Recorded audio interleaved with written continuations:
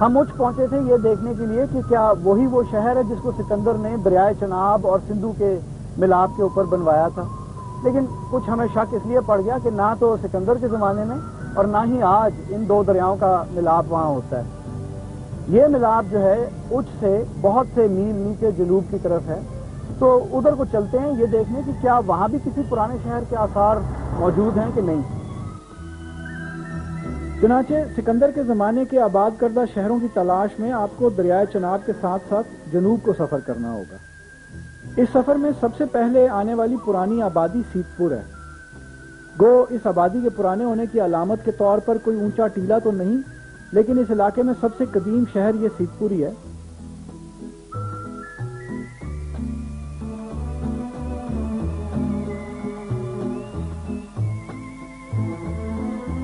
یہاں سب سے قدیم عمارت 550 سال پرانی مسجد ہے۔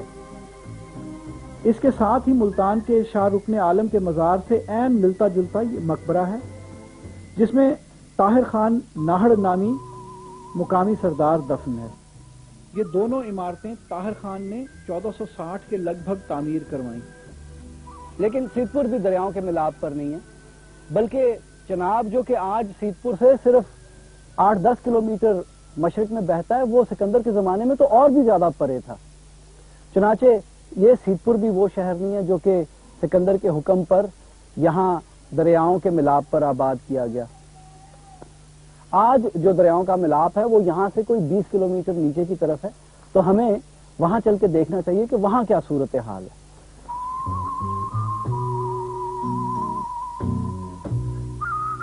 جہاں پنجاب کو نام دینے والے 5 دریا یعنی بیاس، ستلج، راوی اور جیلم چناب میں شامل ہو کر مہا سپتا سندھو کو خراج دیتے ہیں، وہاں دور دور تک پانی نظر آتا ہے، لیکن یہاں نہ کوئی اونچا ٹیلہ ہے اور نہ کسی شہر کے آثار۔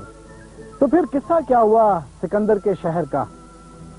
قصہ یہ ہے کہ اس زمانے میں بھی دریا یہاں نہیں ملتے تھے، اور وہ کہاں ملتے تھے وہ ایک اور بات ہے، لیکن وہ شہر جو کہ سن 325 قبل مسیح میں چناب اور سندھو کے ملاپ پر بنایا گیا، وہ ظاہر ہے کہ دریاؤں کی بے انتہا جو اتنے سالوں میں تغیر اور تبدل ہوئی اس کا وہ نظر ہو گیا۔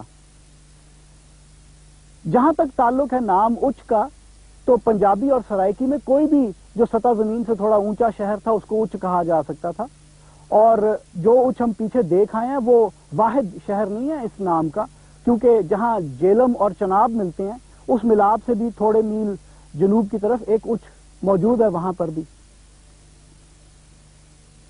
میرا خیال ہے کہ کچھ اس طرح سے ہوا کہ جب سکندر کا آباد کردہ شہر دریاؤں کی اتھل پتھل کی وجہ سے تباہ ہو گیا، تو جو نزدیک ترین کوئی اونچی آبادی تھی اس نے اس کا وہ نام لے لیا، اور وقت گزرنے کے ساتھ وہ جو لوگوں کی مجموعی یادداشت میں سکندر کے گزر کا واقعہ محفوظ تھا، اس کی وجہ سے اس شہر کو سکندر سے بھی منسوب کر دیا گیا۔ چنانچہ اگر ہم سکندر کے حکم پر فلپ کے آباد کردہ شہر کو ڈھونڈنا چاہیں تو وہ تقریباً ناممکن ہے، کیونکہ دریاؤں کے تغیر اور تبدل کی وجہ سے اس کے تو اب ہمیں کھنڈرات بھی نہیں ملیں گے۔ بہرحال سکندر نے یہ شہر دریاؤں کے سنگم پر اس لیے آباد کیا کہ اس کا خیال تھا کہ آگے چل کر آمد و رفت اور کاروبار کی وجہ سے یہ شہر خوب رتبہ پائے گا۔ ادھر سے فارغ ہو کر وہ ایک مرتبہ پھر کشتیوں کے ذریعے آگے بڑھا، جبکہ اس کی بھاری فوج کے دستے سندھو کے مشرقی کنارے کے ساتھ ساتھ چلے۔ بقول آریان کے سکندر کا رخ تھا سوگدیا کے شاہی محل کی طرف۔ اب وسطی ایشیا کے ملک سغد کو یونانی تلفظ میں سوگدیا کہا جاتا ہے، تو سوال یہ ہے کہ یہ سوگدیا کہاں سے آ گیا؟ ماہرین کی رائے یہ ہے کہ یہ نام سوڈا راجپوتوں کی نسبت سے پڑا۔ تاریخ سے ہمیں یہ پتہ چلتا ہے کہ یہ راجپوت قبیلہ اس زمانے میں موجودہ رحیم یار خان اور سکھر کے درمیانی علاقے میں آباد تھا۔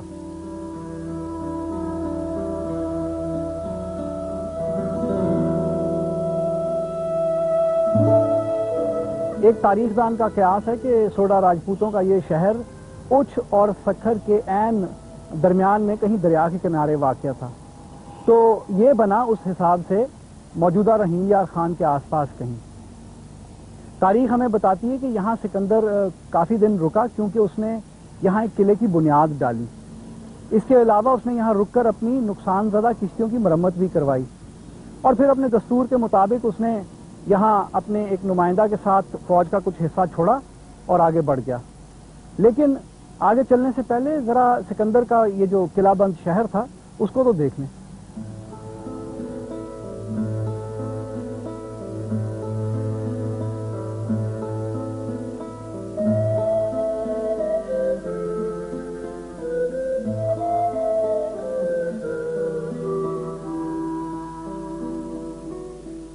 رحیم یار خان شہر سے ذرا باہر پتن مینارہ ایک جانا پہچانا کھنڈر ہے۔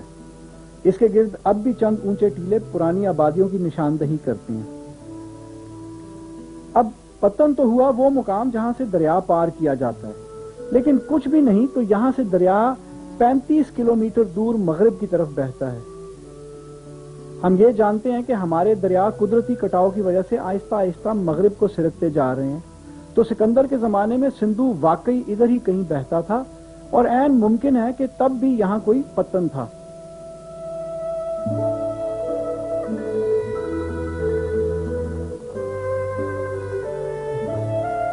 اس عمارت کی قدامت کا ایک ثبوت ہمیں انگریزوں کی ایک پرانی دستاویز سے ملتا ہے۔ اس میں لکھا ہے کہ یہاں سے ایک اینٹ ملی تھی جس پر سنسکرت زبان میں لکھا تھا کہ یہ عمارت سکندر کے زمانے کی بنی ہوئی ہے، لیکن بدقسمتی سے وہ اینٹ بعد میں گم گئی اور اس کا آج تک کچھ پتہ نہ چلا۔ ایک اور بات جو کہ فلمی طور پر پراسرار قسم کی یہاں پر ہوئی وہ یہ کہ جب 1870 میں ایک انگریز یہاں پہ کھدائی کا کام کروا رہا تھا تو کسی ایک جگہ سے یہیں ایک بدبودار قسم کا مایا یعنی سیال مادہ دریافت ہوا، جس پر عجیب و غریب قسم کی مکھیاں بھن بھن آ رہی تھیں۔ ان مکھیوں کے کاٹنے سے یہاں کھدائی کا کام کرنے والے 2-4 مزدور آنن فانن ہی مر گئے۔ اس کے علاوہ اس رپورٹ میں اور کچھ درج نہیں ہے۔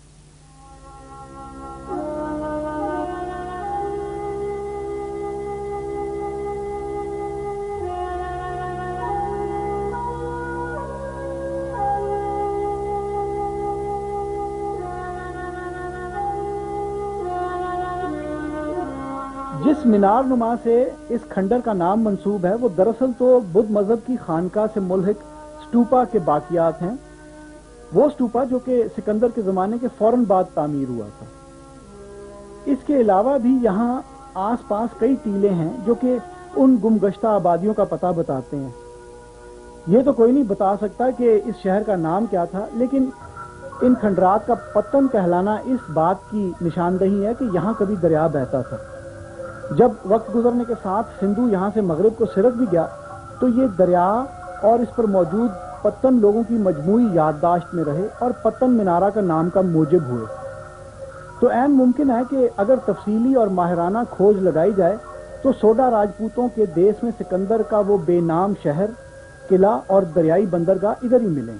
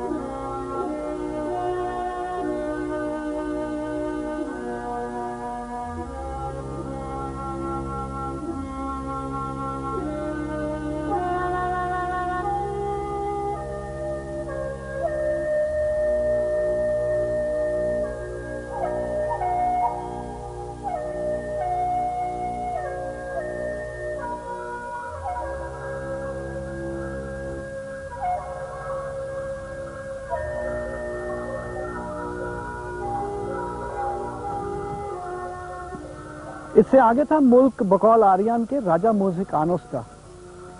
آریان لکھتا ہے کہ اس وقت تک نہ تو موسیقانوس دربار میں خود حاضر ہوا تھا اور نہ ہی اس نے کوئی سفیر وغیرہ بھیجے تھے، لیکن اب جب اس کو پتا چلا کہ سکندر تو عین دروازے پر آ گیا ہے تو راجہ خود آیا تحفے تحائف لے کر اور سکندر کے دربار میں پیش ہوا۔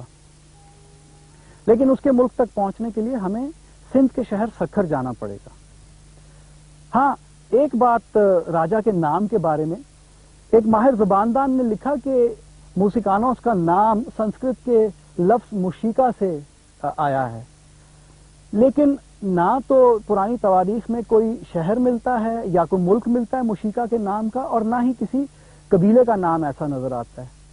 سو ہم یہ نہیں کہہ سکتے کہ یونانیوں نے یہ نام موسیقانوس بنا کیسے لیا۔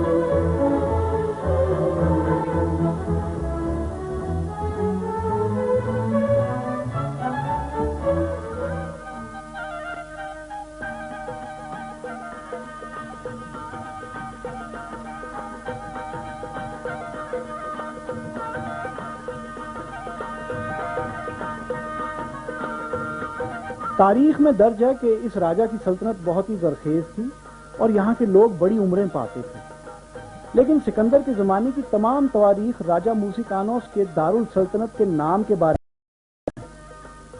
ایک بات جو ہمیں پتہ چلتی ہے وہ یہ کہ یہ شہر تھا دریائے سندھو کے کنارے پر۔ آج سکندر سے 2400 سال بعد شمالی سندھ میں دریاؤں کی ایک جوڑی ایسی ہے کہ جن کے عین بیچ سے دریا گزرتا ہے۔ ان دونوں شہروں کا تاریخ میں ذکر بھی خاصا ملتا ہے۔ یہ شہر ہیں سکھر اور روڑی۔ سکھر ان جڑواں شہروں میں سے عمر میں چھوٹا اور جدید ہے۔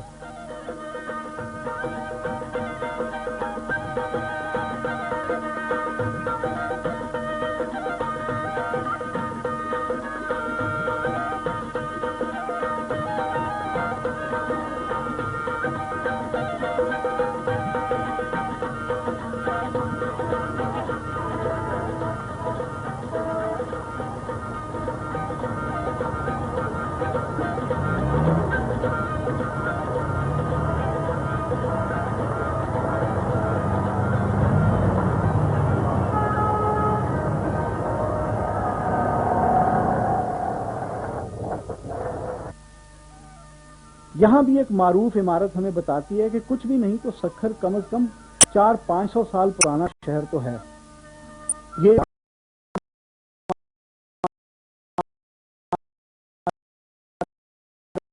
جو کہ یہاں کے گورنر میر معصوم شاہ نے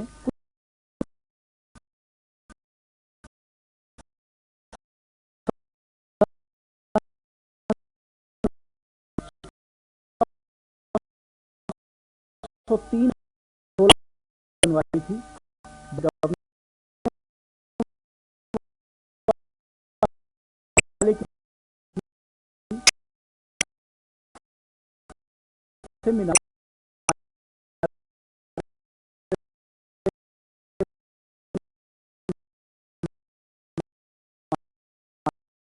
معصوم کہلاتی ہے اور سکھر شہر کی قدیم ترین عمارتوں میں سے ایک ہے اور شہر کی پہچان بھی ہے۔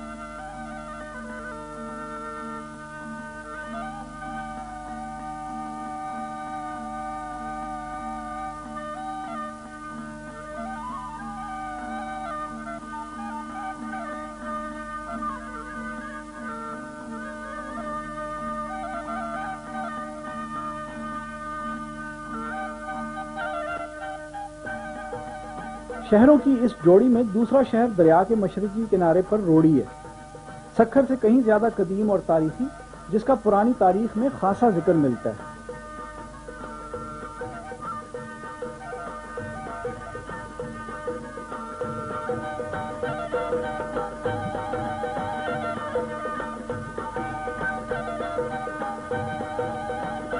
اس کی گلیوں اور بازاروں سے اپنے اپنے زمانے کے بڑے بڑے سورما اور جانباز گزرے ہیں۔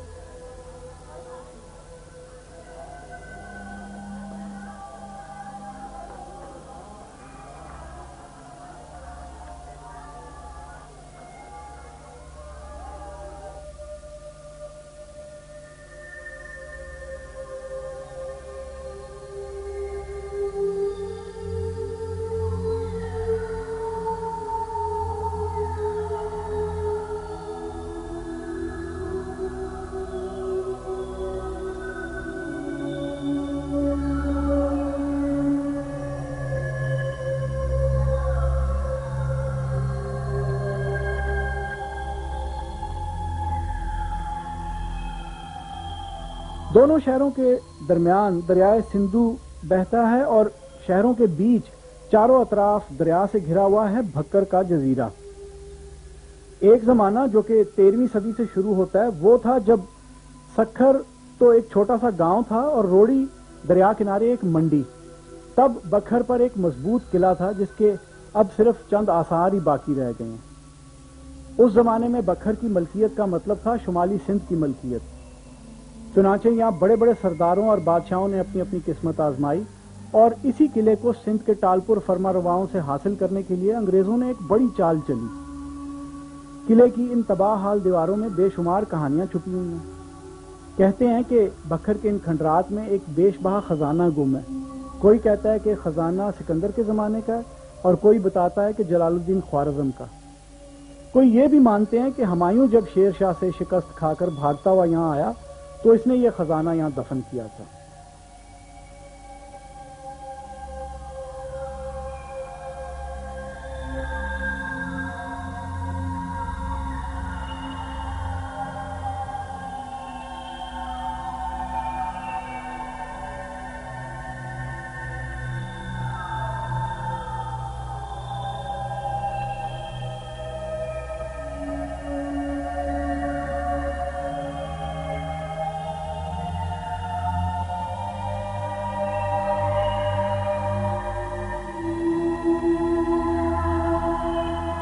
یہ تو سب ہوئی روایتیں، لیکن ایک خزانہ یہاں واقعی کہیں گم ہے۔ وہ اس طرح کہ سن 1222 میں جب سلطان جلال الدین خوارزم نے وہاں پر اچھ میں سلطان ناصر الدین قباچہ کو شکست دی تو قباچہ اپنا سارا مال اسباب لے کر یہاں بکر کے قلعے میں آ گیا چھپنے کے لیے۔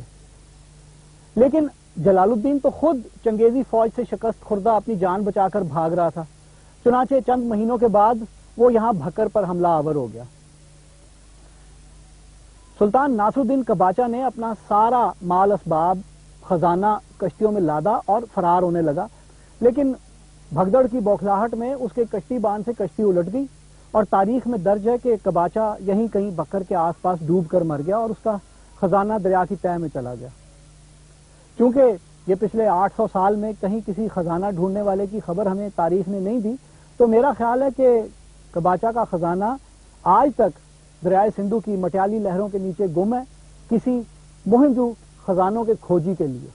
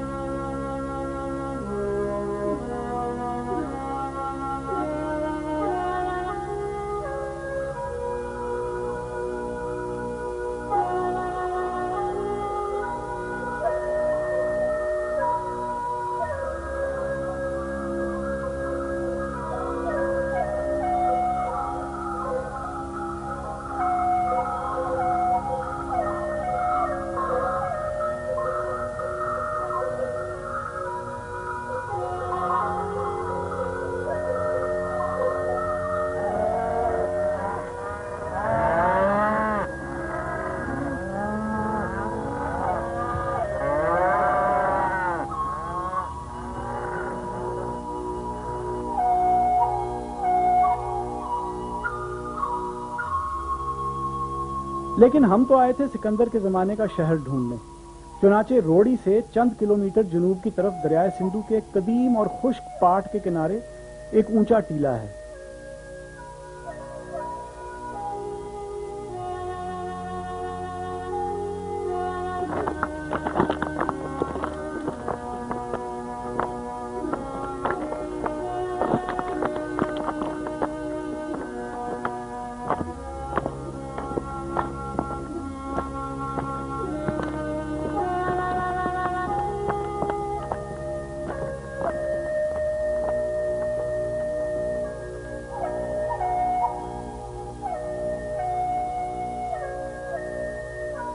یہاں کبھی ایک شہر تھا، وہ ہمیں اس پر واقعہ کھنڈرات اور ارد گرد کی بکھری ہوئی اینٹوں سے پتہ چلتا ہے.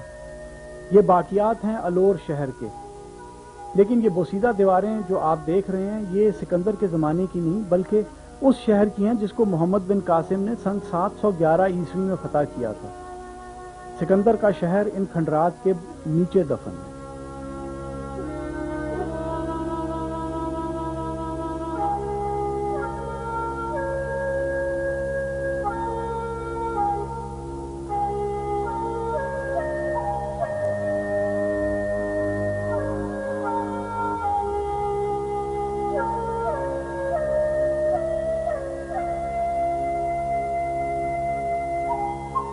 آریان لکھتا ہے کہ سکندر اس ملک کی شادابی اور خوبصورتی سے بہت متاثر ہوا اور اس کو یہ شہر تو بے حد پسند آیا. گو سکندر کے تاریخ دانوں نے نہ تو شہر کا نام اور نہ ہی اس کی کوئی لمبی منظر کشی کی ہے، لیکن اس شہر کی شان و شوکت کی ایک نشانی ہمیں بعد میں آنے والے عرب تاریخ دانوں سے ملتی ہے.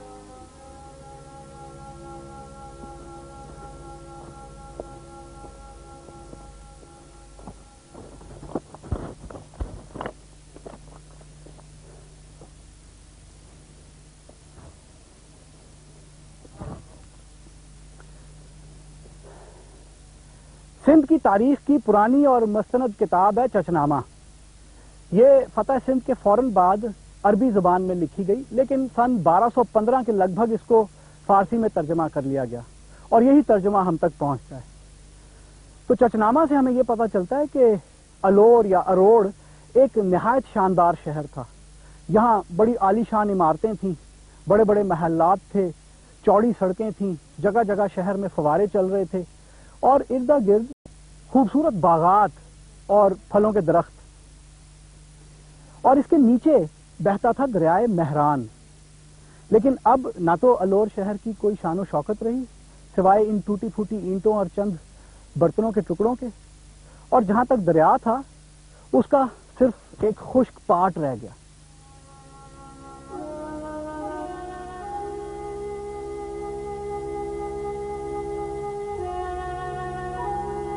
چچنامہ کا یہ بیان سکندر کے گزرنے کے پورے 1000 سال بعد لکھا گیا تھا، لیکن صاف نظر آتا ہے کہ الور کی شان و شوکت میں اتنے عرصے میں کوئی کمی نہیں آئی تھی. عرب واقعہ نویسوں نے اس شہر کا نام الرور بتایا. اب ال عربی میں استعمال کا ایک عام سابقہ ہے جو کہ اسموں سے پہلے لگتا ہے. چنانچہ اس شہر کا نام دراصل رور یا روڑ تھا جو عربی استعمال میں الرور ہوا. یہ نام اب بگڑ کر الور یا اروڑ ہو چکا ہے اور عین ممکن ہے کہ روڑی شہر کے نام بھی اسی کی نسبت سے پڑا ہو.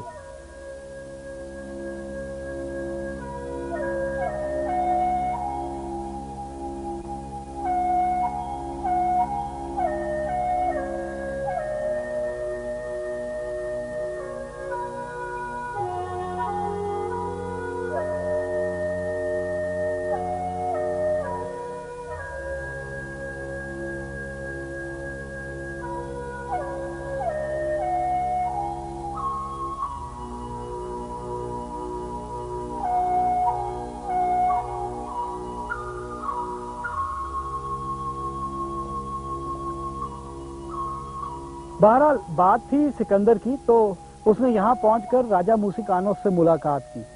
اب یاد رہے کہ یہ راجہ تو وہاں رحیم یار خان کے پاس ہی سکندر کے دربار میں آ کر صلح کر چکا تھا، تو یہاں سکندر نے دوستی کی تائید کی اور یہاں کافی دن رک کر اس نے شہر کا جو اندرونی قلعہ تھا اس کی مرمت کروائی.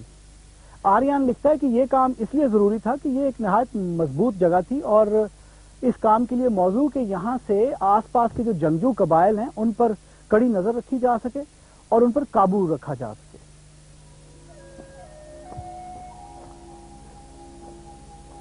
آریان کی تاریخ سے لے کر چچ نامہ لکھے جانے کے زمانے تک دریائے مہران یا سندھو یہاں الور کی دیواروں کے نیچے ہی بہتا رہا، لیکن جیسا آپ نے دیکھا کہ آج کل وہ یہاں سے کوئی 6-7 کلومیٹر مغرب کی طرف سکھر اور روڑی کے شہروں کے بیچ سے گزرتا ہے۔ تاریخ سے کچھ ایسا نظر آتا ہے کہ یہ تبدیلی 12ویں صدی کے وسط میں رونما ہوئی اور ظاہر ہے کہ کسی قدرتی عمل کے نتیجے میں ہوئی ہوگی۔ اب چونکہ اکثر قدرتی عوامل کے لیے انسان نے کوئی نہ کوئی مافوق الفطرت سی کہانی ایجاد کی ہوئی ہوتی ہے، تو یہاں بھی ایسا ہی ہے۔ کہتے ہیں کہ یہاں الور کا ایک راجا تھا جس کا نام دلو رائے تھا، جو کہ بہت ہی ظالم اور بد کردار قسم کا آدمی تھا اور اس سے کسی کی عزت محفوظ نہیں تھی۔ دلچسپ بات یہ ہے کہ اس قسم کا راجا صرف یہاں الور کا ہی نہیں بتایا جاتا، بلکہ ہر تباہ شدہ شہر کا بادشاہ اسی طرح بد کردار اور ظالم بتایا جاتا ہے، خواہ وہ شہر سندھ میں کہیں ہو یا بلوچستان میں یا جنوبی پنجاب میں۔ تو کہانی یہ ہے کہ ایک دن دریائے سندھ میں سے کشتی کے ذریعے ایک نیک آدمی اپنی بیٹی کے ساتھ سفر میں گزر رہا تھا کہ راجا کو خبر آئی اور اس نے اپنی فوج کو کہا کہ ان دونوں کو فوراً پکڑ کر دربار میں پیش کیا جائے۔ اس سے پہلے کہ وہ فوجی ان کو پکڑتے، لڑکی نے دعا مانگی حضرت خواجہ خضر سے، جن کو کہ یہاں پر دریاؤں اور سمندروں کا والی مانا جاتا ہے، اور معجزاتی طور پہ دریائے سندھو نے یہاں سے اپنا رستہ بدل لیا۔ راجہ دلو رائے کے فوجی یہاں نیچے کھڑے منہ دیکھتے رہ گئے اور ان کا شکار یہاں سے بہت سے میل پرے سے بڑے سکون سے گزر گیا۔ یہ تو تھی کہانی۔ جو اصل حقیقت ہے اور جو ہمیں ماہرین سے پتہ چلتی ہے وہ یہ کہ دریا نے اپنا رستہ 12ویں صدی کے اندر ایک نہایت ہولناک زلزلے کے بعد تبدیل کیا تھا۔